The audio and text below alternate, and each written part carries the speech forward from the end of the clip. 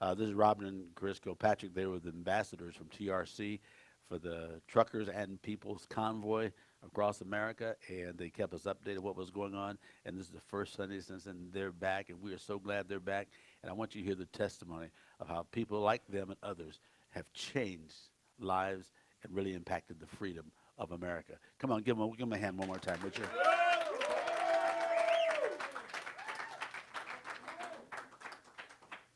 Well, first of all, I think I'd like to say we've been back for 3 days, but this morning we're home.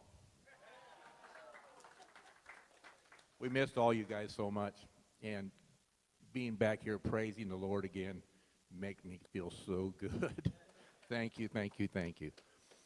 First of all, we want to say thank you to everybody here who supported us with prayer, with your donations, with everything. We were so blessed that the only thing we could enlighten it to is the fishes and the loaves. Everywhere we went, all across America, God just poured out in front of us everything we needed, without exception.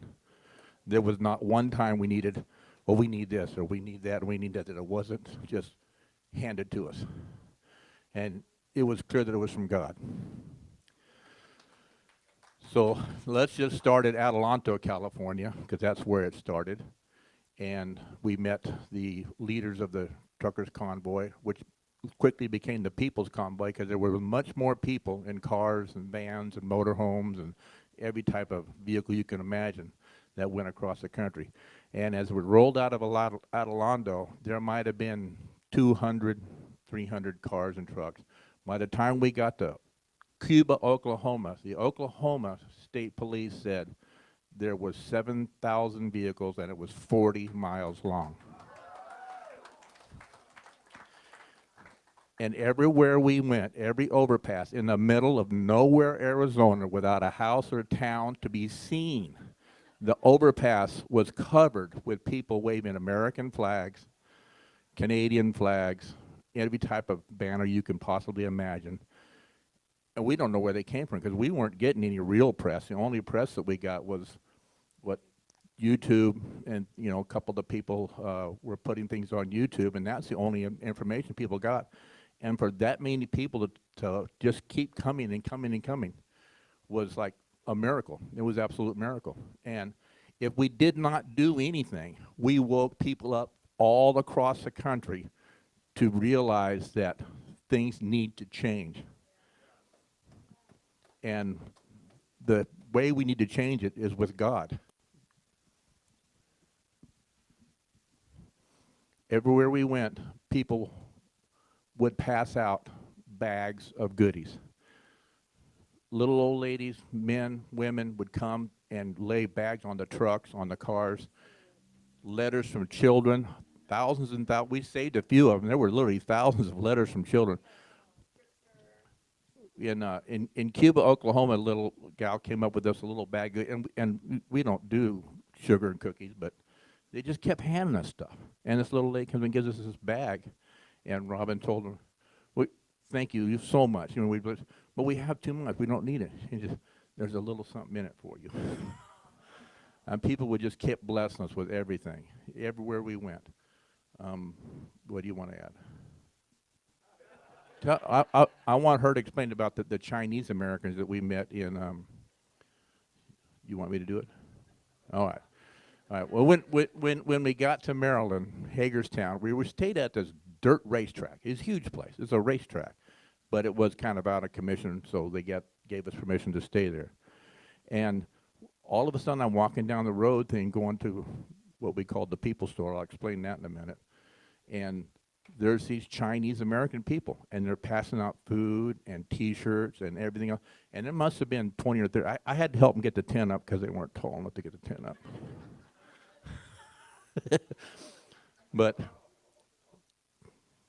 But they said, "You cannot let this go away. We come from communist China. We have nowhere else to go. You people have no idea of what you're about to lose if you let this go away." And that was such a powerful statement to me, because I'm talking to people who have lived where this country is going if we don't do something about it. And when I say we, I mean all of us. We have to get in this fight. We can't sit there and go, they're going to go do it. That's great. We've all got to get up and go do it in whatever capacity that you can do. You've got to do this, or we're going to lose this state. And then when this state goes away, we're going to lose our country. We can't afford to do that. We went to D.C. hoping to do more good than we actually did. It just was not as confrontational as we thought it was going to be.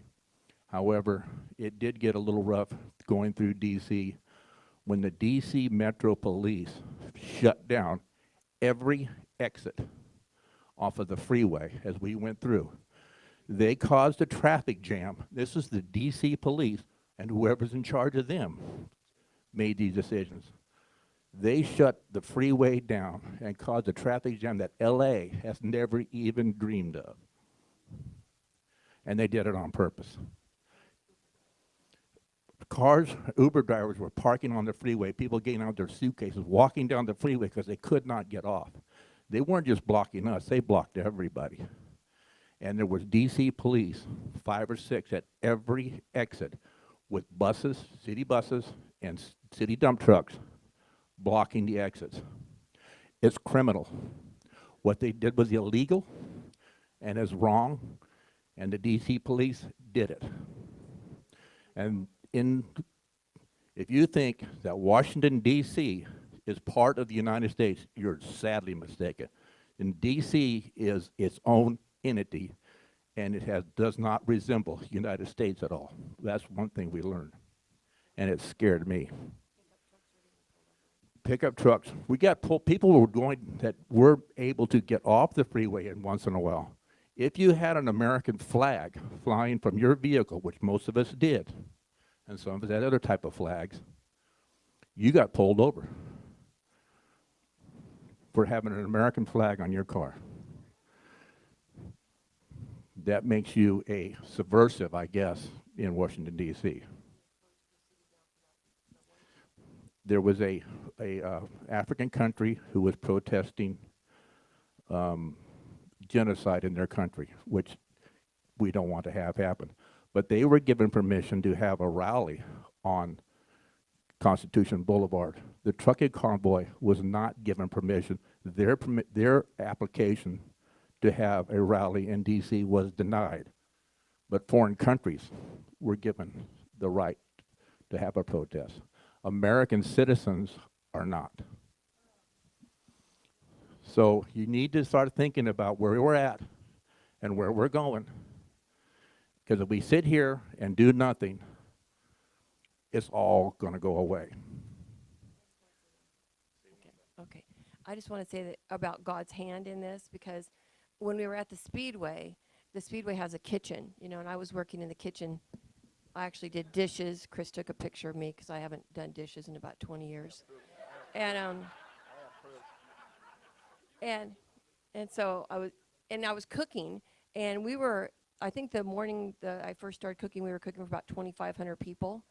And I thought, we don't have enough food, because farmers were bringing in eggs and meat and all kinds of stuff. But it really was like the fishes and loaves. I mean, we got through feeding, and I don't mean just a little bit of food. I mean like truckers, like a lot of food, Nobody went hungry. We just kept passing out food, and it was like, where is it coming from? Where is it coming from? And not only did the Lord provide for us financially and physically and emotionally, but because some days, it was snowing, it was cold, I hadn't had a pedicure in like 60 days. It was rough, and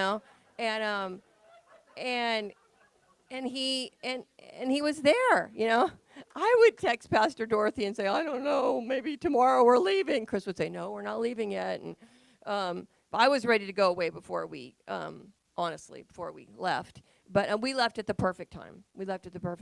I do want to say, I don't want to say anything negative, but I do want to say that the campground at Hagerstown became an environment that wasn't part of our values. And so that's when we decided to leave. And we didn't go back with them to Sacramento. The convoy kind of had some internal leadership issues.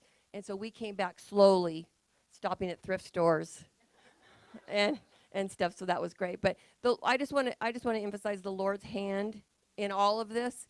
I mean, the accidents that we almost had that were miraculous, the food, the donations. I mean, people would hear that we were coming to their town, and little ladies would be cooking for 2 days, and we'd be out there in the snow and the cold, freezing. We didn't buy a meal from California to DC. We didn't pay for one meal. We didn't use any of the food that was in our motorhome until we got to DC. Well, actually, until after we left DC, we did. And people would, giving us food, and it was great. The convoy was big enough for one thing, but when you saw the amount of donations and things that came in from everywhere we went, you realize that it was not just the convoy, it's thousands and thousands of American people all across the country that were backing us up. So there's more of us than there are of them. They're louder than we are. So we need to start getting loud, because there you are. We need to start getting loud, because they're going to outshout us. Nixon called us the silent majority. We need to no longer be silent. We are the majority, and we need to let these people know that we're the majority so we can get this turned around. I don't know what else to say other than God just continued to bless us, and we missed all of you very much. Thank you for all your prayers.